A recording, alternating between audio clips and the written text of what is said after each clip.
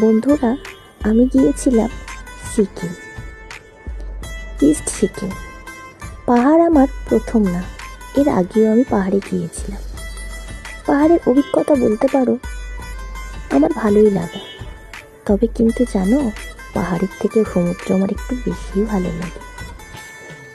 পাহাড়ও খারাপ লাগে না, তবে পাহাড়ের এই উঁচু উঁচু পাহাড়ের গা দিয়ে আঁকা বাঁকা পথ একটু ভয় আর অনেকটা ভালো লাগা নিয়ে চলা।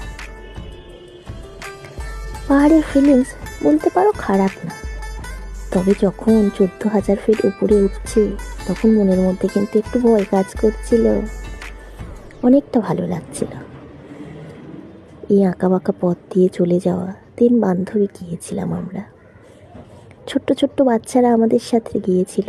সেই বাচ্চাগুলোর খুনসুটি আর ভালোবাসা